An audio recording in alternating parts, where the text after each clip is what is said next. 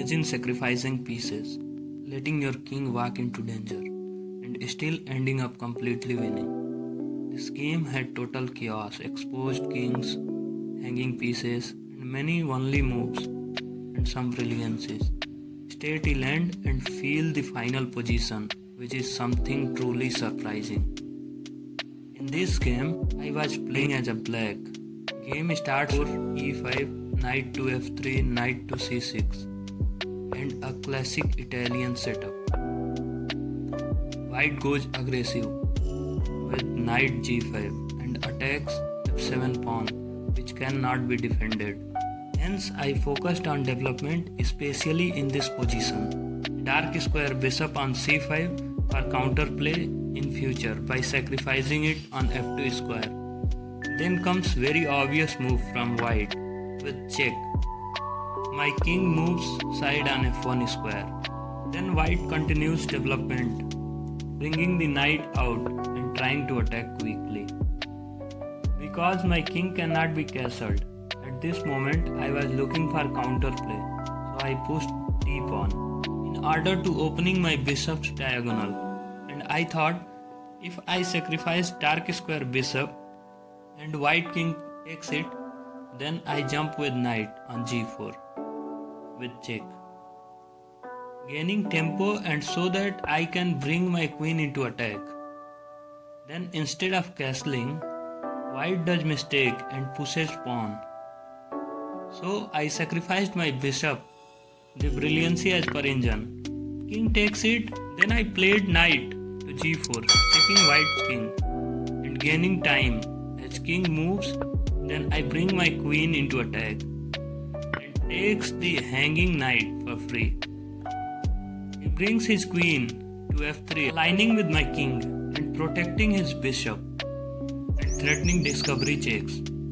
I paused for some time and calculated carefully if any of my pieces were hanging, and the answer was no. So I continued attack white's queen with my knight, but with both kings exposed and the time pressure was very high, every move looks critical and I missed a simple idea.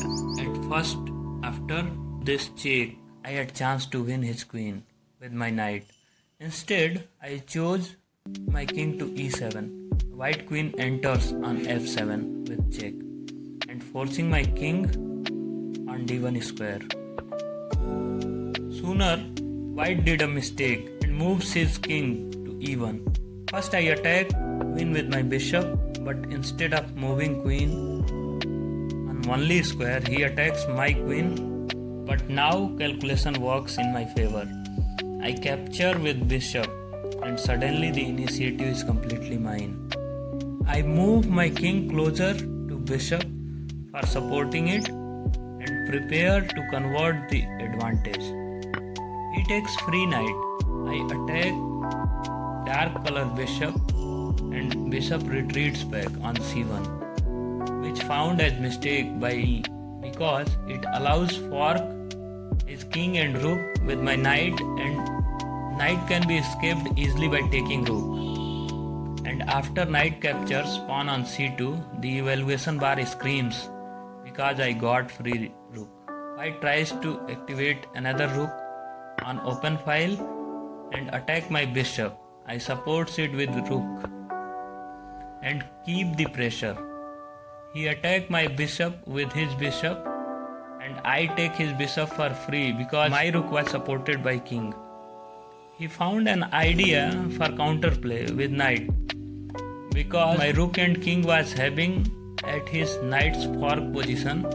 I allowed that and I played rook takes rook and attacking his bishop, and he also takes my rook, but his knight got trapped and his bishop was already attacked, and there my opponent resigned.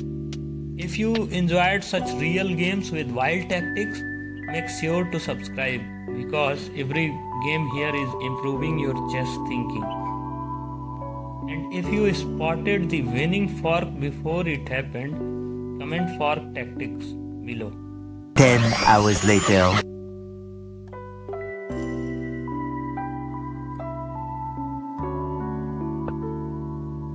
you in next game.